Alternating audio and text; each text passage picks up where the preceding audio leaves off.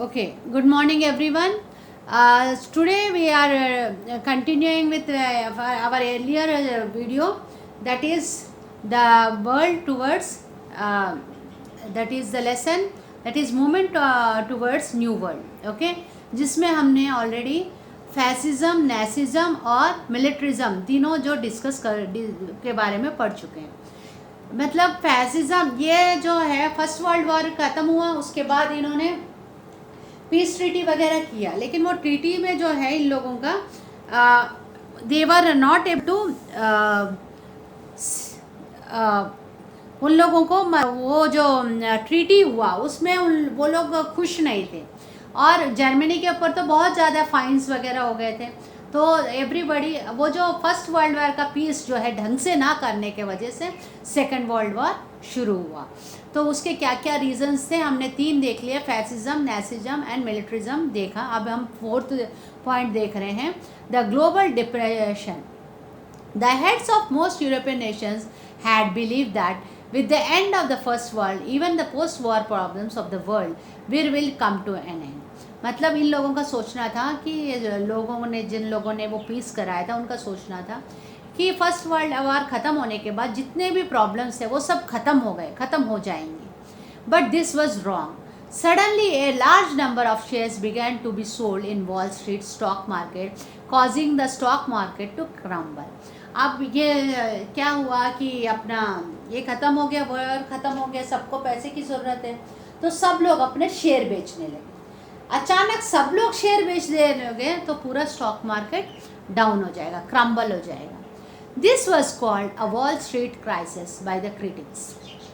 This crisis shook the whole world and shattered the economic condition of nations, giving birth to great global depression. Most of the nations of the world are affected by this. Even the superpowers like Great Britain had to sacrifice its policy of keeping gold reserves against their currency pound.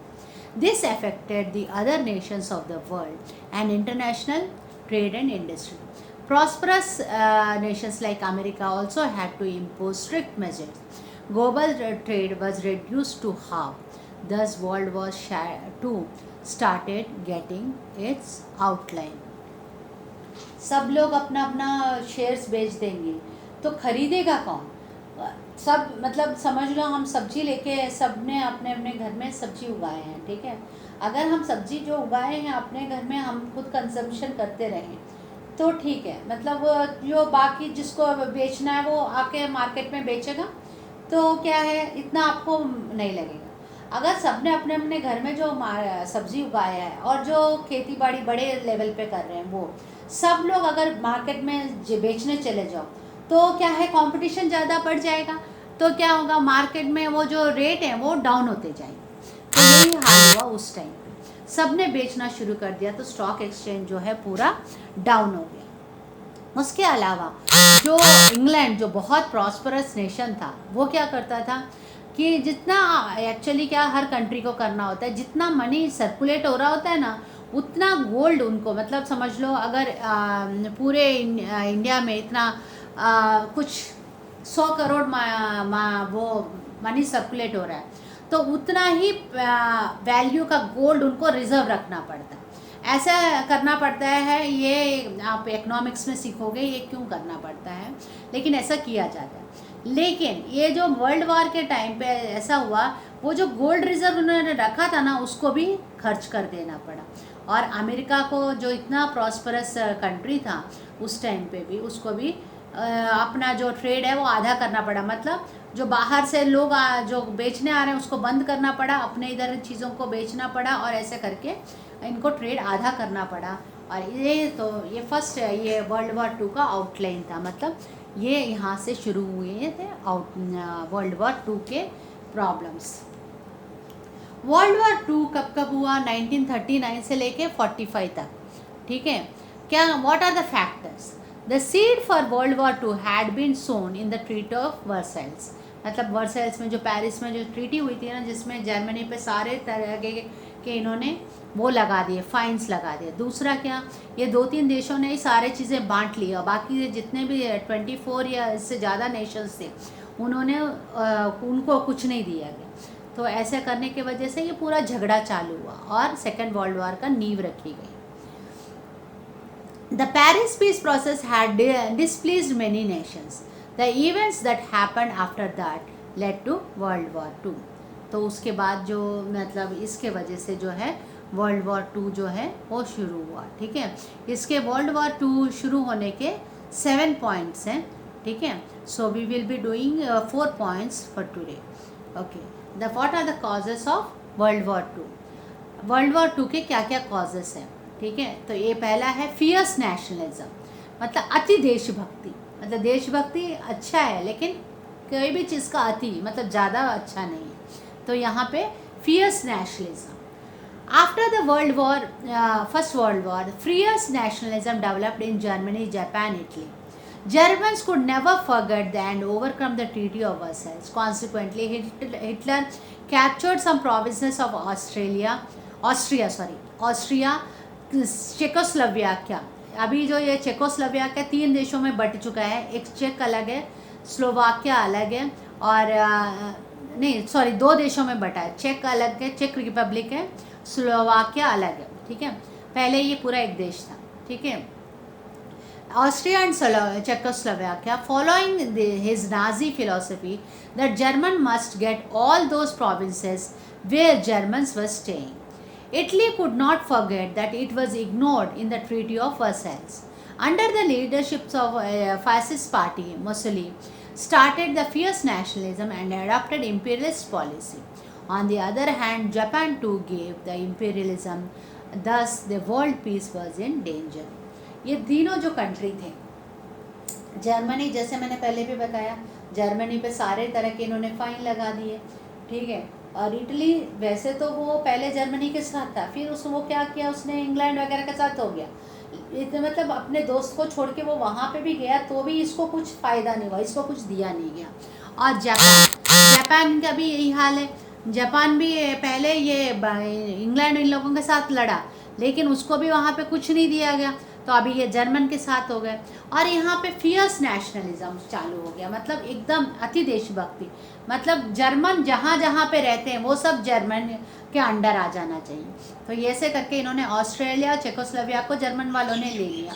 और फिर ये जो Italy और Japan है उधर भी बहुत ज़्यादा ये मिलिट्रिज्म, मतलब ये मुसोलिनी ने अब इटली में पूरा सब लोगों को मिलिट्री ट्रेनिंग वगैरह देना शुरू कर दिया.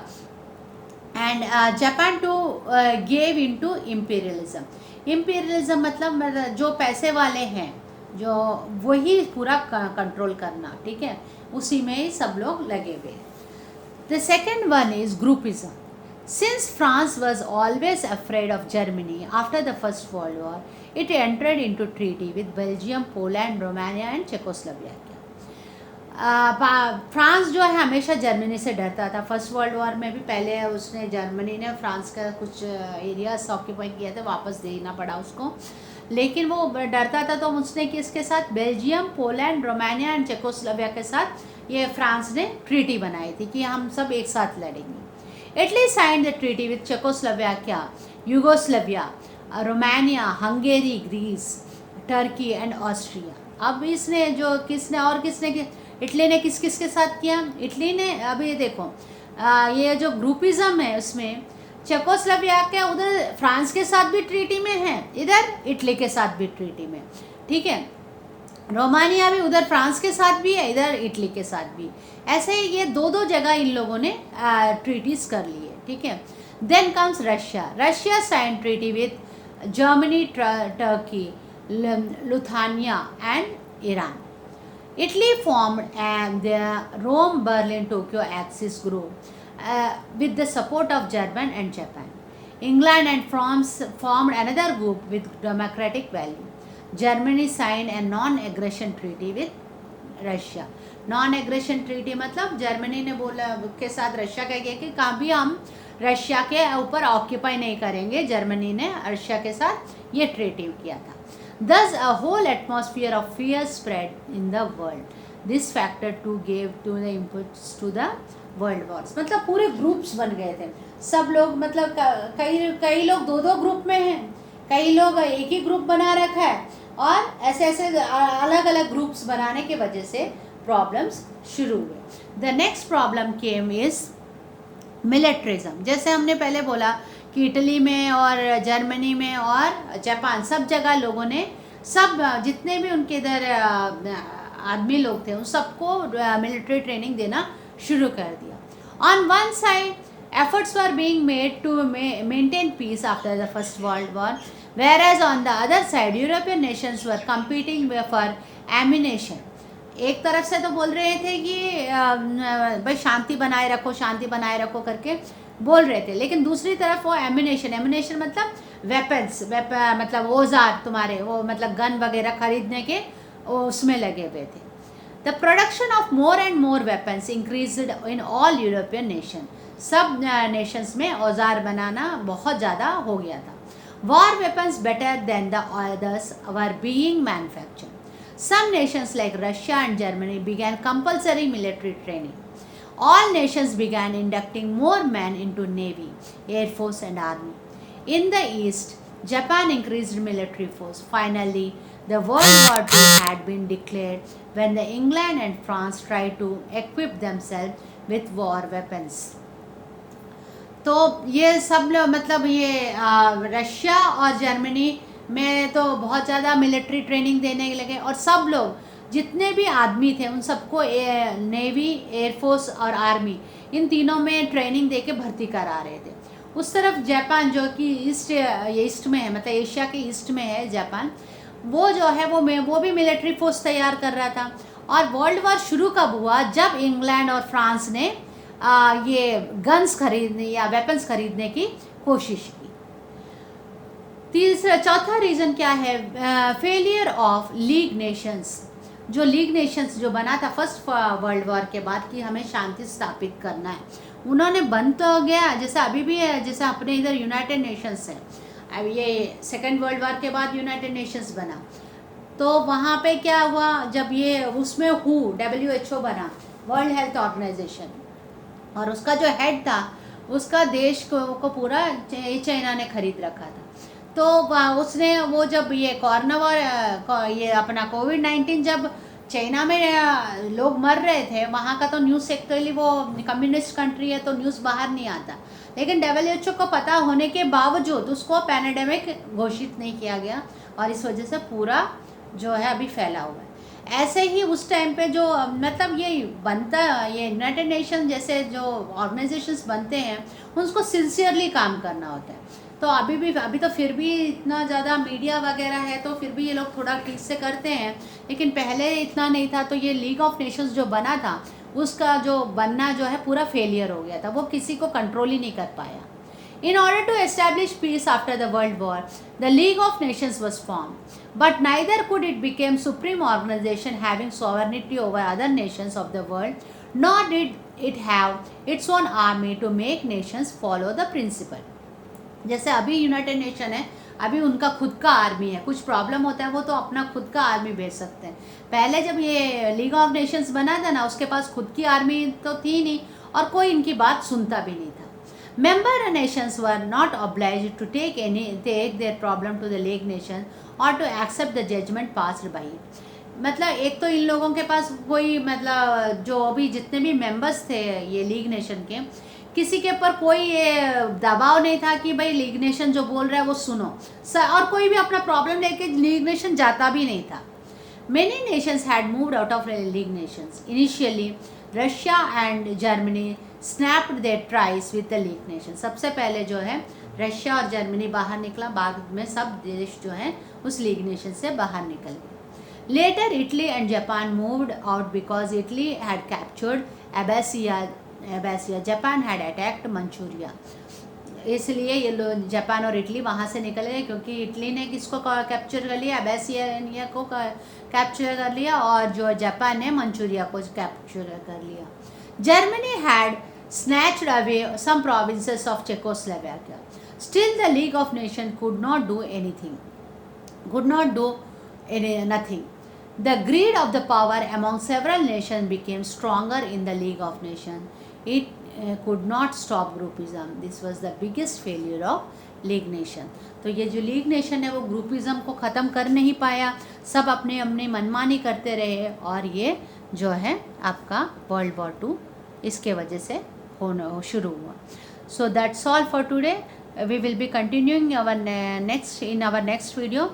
Thank you. Have a nice day.